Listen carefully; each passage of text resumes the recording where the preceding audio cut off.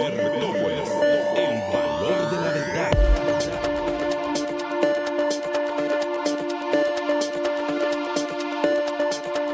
Estamos de regreso con ustedes en su programa Libertópolis al mediodía. Les saluda Jorge Jacobs y ahora estamos en nuestro segmento de El Patio de Atrás. Así que le damos la bienvenida a Renny Bake. ¿Qué tal, Renny? ¿Cómo estás? Buenas tardes.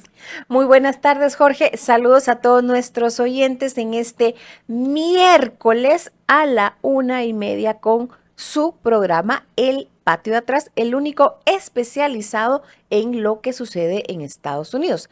Habíamos anunciado en nuestras redes que hoy vamos a estar hablando sobre la sangre que mueve la economía de Guatemala, las remesas.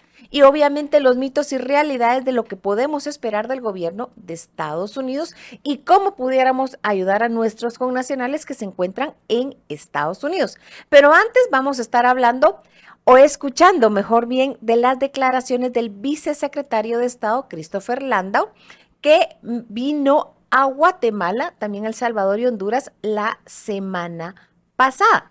Y por supuesto, antes de comenzar, quisiera en pantalla, Jorge, algo que me hizo reír muchísimo. ¿Tú crees que él ve sus redes sociales? Pues pareciera que sí. Cuando él llegó a México, la gente comenzó a atacarlo, que si las manifestaciones aquí en Los Ángeles y todo lo demás. Y una persona en particular, alguien llamado Melissa, que puso, miren que van a quitar visa a quienes compartan este video de la bandera de México en los bochinches en Los Ángeles.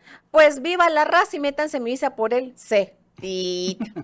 Pues resulta que el vicesecretario Landa, o quien le lleva la cuenta, quién sabe, le puso, yo ahí no puedo meter tu visa, pero sí te puedo informar que personalmente di orden de cancelarla después de ver este vulgar posteo. Y no te ha de sorprender lo que me contestaron, que ni siquiera tienes visa válida para cancelar. Qué fácil hablar de tu desprecio hacia mi visa en redes sociales cuando no la tienes. Los que glorifican la violencia y el desafío a las legítimas autoridades y al orden público, de ninguna manera son bienvenidos en nuestro país. Atentamente, Christopher Landau, vicecanciller de los Estados Unidos de América. Está en pantalla lo que le contesta y luego un meme porque por supuesto en las redes se comieron a la tal Melissa. Una foto de ella, viva la raza y métanse misa por el C. Y el otro una foto de Landa, ni siquiera tienes visa válida para cancelar. No quería dejar de mencionar esto, Jorge, antes de entrar a lo que él declaró, y lo vamos a escuchar de viva voz porque nos dio una conferencia a varios periodistas el día lunes vía en línea y autorizaron que se pueda pasar el audio de lo que él declaró. Por favor.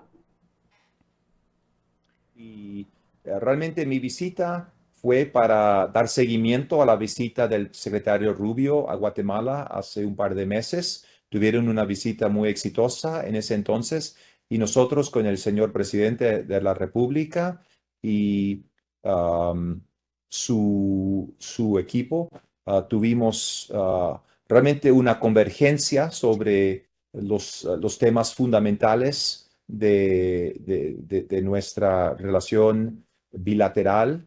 Como se imaginará, fueron temas de migración y sobre todo de repatriación de ciudadanos guatemaltecos que han estado en nuestro país, que van a estar regresando a Guatemala, cuáles serían las oportunidades económicas para esas personas, para que vuelvan y aportan, se incluyen como parte de la florecimiento pues de la economía guatemalteca, que nos interesa a nosotros también. La prosperidad, la estabilidad en Guatemala es un interés para nuestro país también. Así que también en temas de seguridad con Guatemala, ahora estamos viendo que el fentanilo está entrando por todas partes del hemisferio y sobre todo esos precursores químicos. Y Guatemala se une como socio de Estados Unidos en la lucha contra el narcotráfico. Así que eso es de gran interés mutuo. Y más que nada también hablamos de temas económicos, porque como dije, la prosperidad de Guatemala es el interés de Estados Unidos. Y ahí hay planes interesantes de desarrollo de infraestructura, de desarrollo del sector energético, cómo vamos a, pues, impulsar un mayor crecimiento económico en Guatemala. Yo creo que eso involucra no solamente el gobierno, sino también el sector privado en Guatemala y también aquí en Estados Unidos. Por eso, al llegar a Guatemala, mi primera noche en la embajada, me ofrecieron una recepción donde me pude reunir con líderes tanto del gobierno como del empresariado privado y platicar sobre las grandes oportunidades que hay en Guatemala, sobre todo para nuestros empresarios aquí en Estados Unidos, oportunidades de inversión. Son temas muy interesantes que después también lo dimos seguimiento con el señor presidente allá en el Palacio y vamos a seguir abordando esos temas, pero fue una visita muy positiva. Gracias. Pues de viva voz han escuchado parte de las declaraciones del vicecanciller o vicesecretario de Estado, dependiendo de la traducción, de Estados Unidos, Christopher Lando, que la verdad, Jorge, me encanta que no tiene acento, como alguien me decía, ¿tú crees que porque se ve canche y alto, se lo van a tontear porque es el clásico gringo? Nació en Madrid, su padre fue embajador en varios países de América Latina, creo que estuvo en Paraguay, y además se le ha pasado un montón entre latinos. Ese no le van a poder dar la vuelta, algo así como solo escucha el acento. No tiene. Y ese es el mensaje que me Muy dio buen mi español, amigo. ¿verdad? Tiene muy buen español y no solo tiene buen español, también conoce a los latinos. Así que ese es el vicecanciller de Estado de Estados Unidos y esas son parte de las declaraciones que dio el día lunes. Jorge, ¿qué te pareció lo que él ha dicho? Pues al final, básicamente como buen diplomático, pues dijo que había venido, se reunió con gente del sector privado, se reunió con el presidente y van a buscar que inversionistas estadounidenses vengan a invertir aquí. Mencionó específicamente el tema de energía y va a ver qué otras cosas, pero pienso que fue bastante diplomático en su discurso. No dijo las regañadas que vino a dar de otras cosas.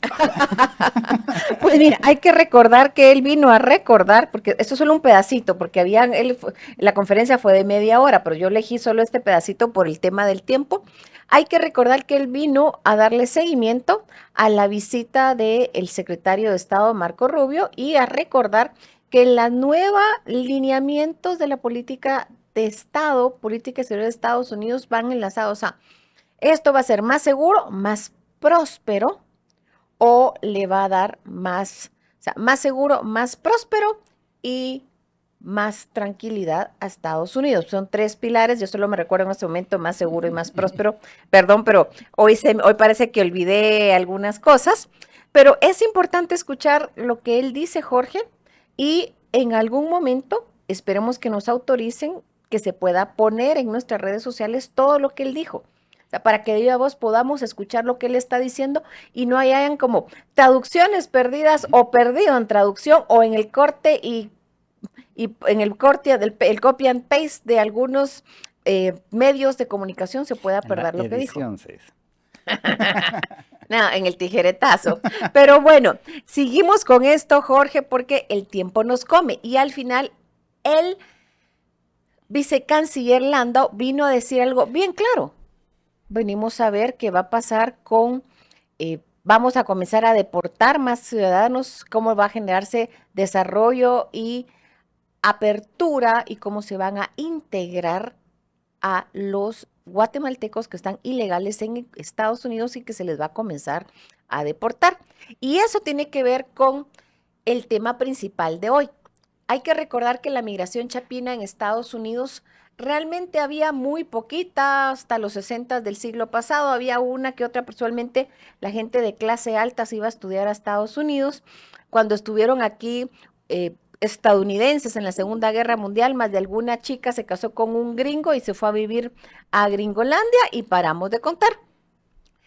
Después de los 60 a los 90 hubo una pequeña migración guatemalteca por razones políticas y económicas, pero realmente es a partir del 2000, Jorge, especialmente por la crisis del café, Y también cuando comienza toda la parte de entrada en vigencia del TLC con Estados Unidos, el avance del narco y la inestabilidad y el hecho que no se apoyaba la inversión privada, ya fuera extranjera o local, en el interior o en generar empleo, porque no eran políticas de búsqueda de generar empleo de algunos gobiernos, no había una visión clara, que lo que se hizo fue una gran oleada. Cuando tú miras cuándo es el punto de inflexión y cómo es que pasamos de 900,000 o 1,000,000 de guatemaltecos a casi 4 millones, es a partir del 2007. Nuestra migración a Estados Unidos es nueva, entre comillas, si se compara, por ejemplo, la Reciente. salvadoreña, es reciente, con la salvadoreña, que los salvadoreños sí se fueron en los 80s, precisamente por los conflictos armados en El Salvador, se fueron en oleadas y hace unos 20 años o cuando estábamos negociando el Tratado de Libre Comercio con Estados Unidos, el tema de los migrantes ya era un tema que pesaba mucho para el gobierno de El Salvador y el gobierno de Guatemala ni siquiera volteaba a ver mucho ese tema porque no lo tenían en su panorama. Después, el punto de inflexión es la crisis de los niños migrantes en el 2014. Hace casi 11 años que fue el verano y de pronto yo hago la broma.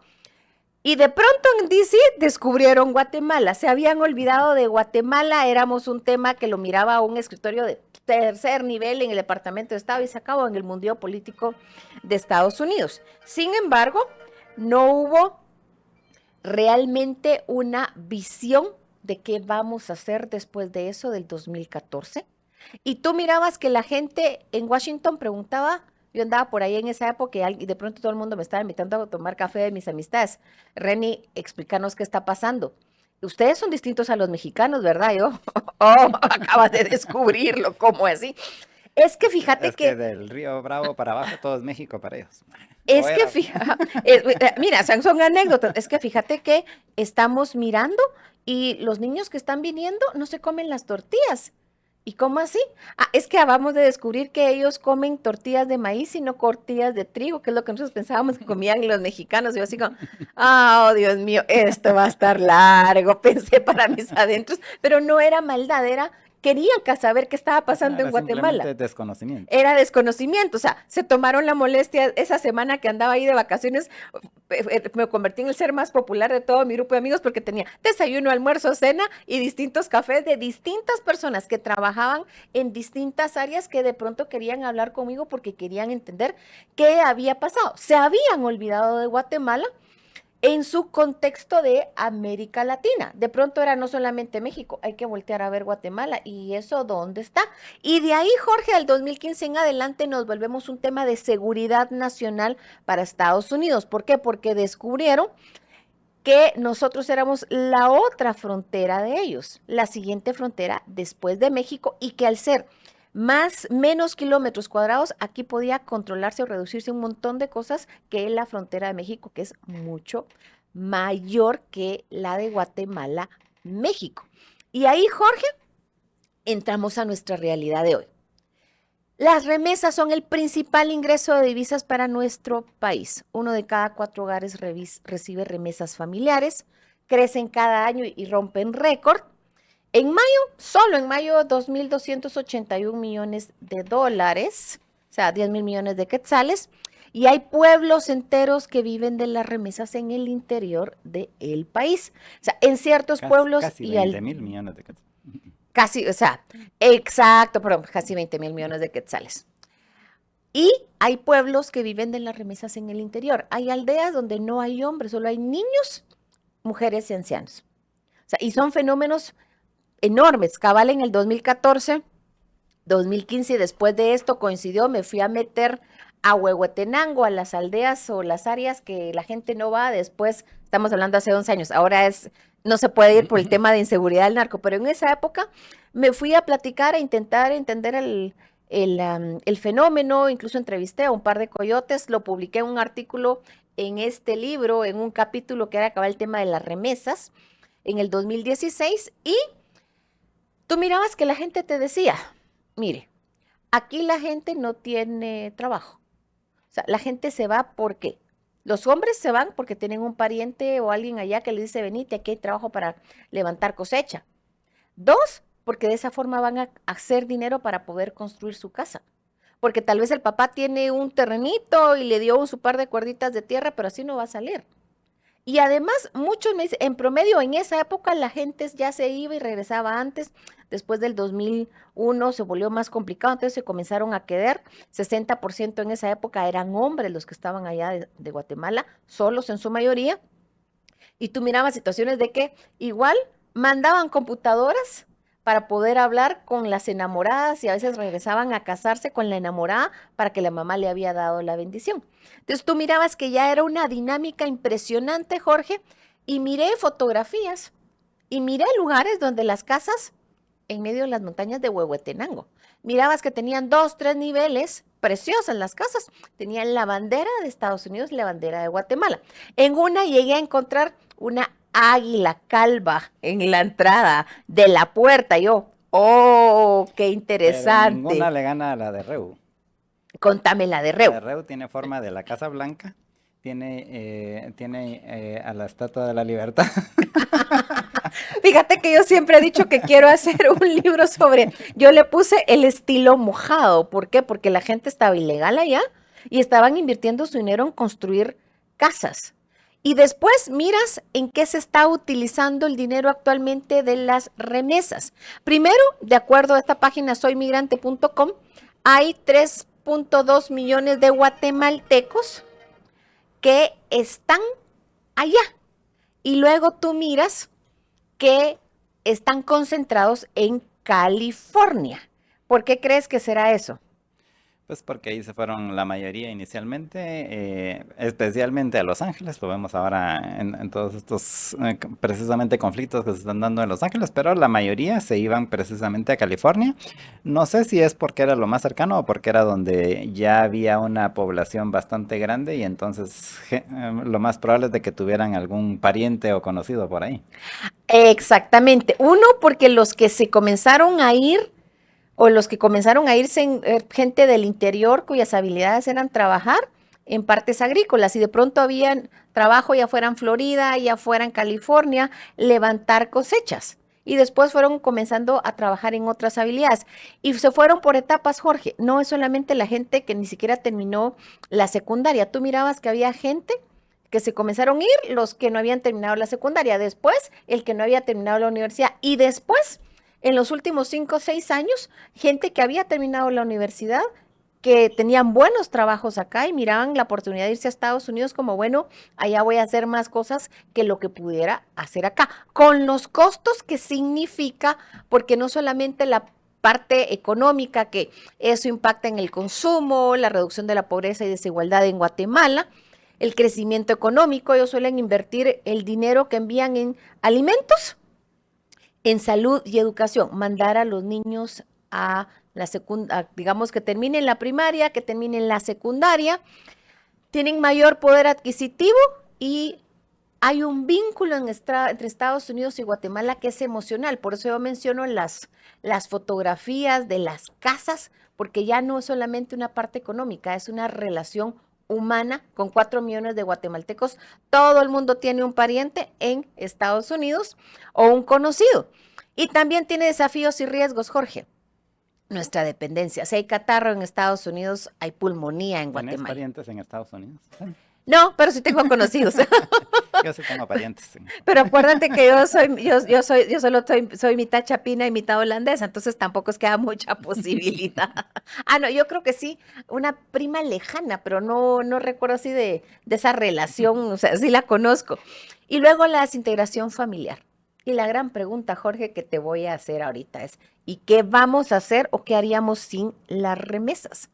¿Qué pasaría de pronto si nos deportaran a los 4 millones? ¿Qué no va a suceder? Que es parte de los mitos que hay que aclarar, pero no va a suceder. Especialmente después del cambio que tuvo Donald Trump recientemente, donde dijo, por cierto, están trabajando los trabajadores de la industria agrícola y son muy buenos y me han dicho aquí mis amigos granjeros que están quedándose sin trabajadores y que no los pueden reemplazar, entonces vamos a hacer cambios y en efecto al otro día hizo los cambios. Mira, es que hay migración de migraciones. Y cuando yo le digo a la gente, mire, desgraciadamente el sistema migratorio de Estados Unidos está tan roto que la gente se fue ilegal. Y la verdad, en los últimos 5 años, en la época del COVID, parecía que había un efecto de, vénganse todos aquí a Estados Unidos, la puerta está abierta, y todo el que pudo se fue. Se endeudaron para irse a Estados Unidos persiguiendo el sueño americano, y el riesgo que tomaron muchos y siguen tomando es terrible. Y de pronto, ¿nos van a devolver a los 4 millones de guatemaltecos? No. Una parte son legales, tal vez un 80% están en forma ilegal, el 20% son legales, ya tienen hijos, tienen familias, ya echaron raíces, y luego tampoco es que los vayan a deportar a todos. O sea, hay como prioridades de vamos a ir a buscar en ciertas áreas, y también han habido menos deportaciones de Estados Unidos del 2024 al 2025, Jorge. ¿Por qué será? De hecho, un 51% menos, te cuento. O sea, casi Porque la tú eres mitad. que el experto en temas estadísticos. Sí, en efecto, los retornados desde Estados Unidos en este año, por lo menos hasta principios de junio, era más o menos el 51% menos de los que fueron el año pasado. Y eso, pues, me imagino que tiene que ver con muchos temas de lo que no es tan fácil, no es tan fácil deportar a la gente como algunos de los miembros de la administración Trump quisieran, porque por temas legales y del sistema jurídico en Estados Unidos. Y adicionalmente, pienso que los trabajadores, los guatemaltecos son los que están en muchos de esos lugares que ahora Donald Trump dice que son muy buenos trabajadores y que hay que mantenerlos porque si no, no hay cómo reemplazarlos. Yo agregaría otra cosa. Muchos de los que estaban deportando era gente que habían atrapado en la frontera, los agarraron en caliente y los devolvieron en automático. Como hay menos gente intentando llegar a la frontera porque saben que ahí no los van a recibir con los brazos abiertos, obviamente hay menos personas a las cuales atrapar y deportar. Así que la gran pregunta es, ¿qué podemos esperar? ¿Qué debiéramos estar haciendo como país para recibir a nuestros connacionales? Pues lo que tenemos que hacer indistintamente de que vengan o no vengan los connacionales y es ver cómo hacemos para atraer inversión extranjera para que hayan más y mejores empleos y que entonces la gente ya no tenga que irse y que incluso los que regresen pues puedan encontrar trabajo aquí, no vengan solo a dar una vuelta, a ver a todos sus familiares y regresarse. Mira, yo te lo diría así. 1, van a seguir las deportaciones. 2, yo ya te lo he dicho y lo voy a lanzar al aire. Yo tengo la teoría que tarde o temprano va a salir algún congresista republicano y demócrata abrazaditos de la mano diciendo, miren, ante todo el tema de las deportaciones, estamos haciendo una propuesta de reforma migratoria.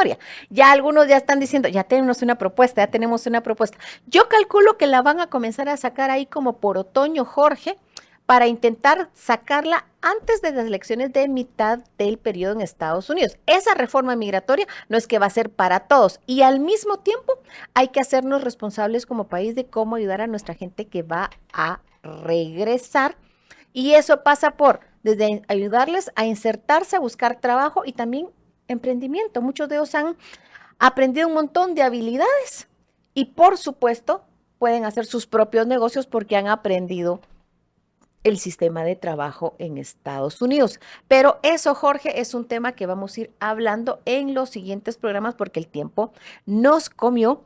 Su servidora Reni Bake se despide y no quisiera dejar de mencionar, Jorge, que el desfile del sábado había sido, que decían que era el desfile de Trump. No, ese había sido aprobado por Biden porque está en el marco del 250 aniversario de Estados Unidos. Y eso va a comenzar después del 4 de julio de este año. Vas a ver cualquier cantidad de celebraciones en Estados Unidos. Y el 15 de junio de 1775, George Washington asumió como jefe del ejército de las fuerzas revolucionarias o los patriotas. Jorge. Así es, muchas gracias Reni por haber estado con nosotros, nos tenemos que despedir ya, así que les deseamos a todos que pasen una muy feliz tarde y nos escuchamos mañana. Libertópolis, el valor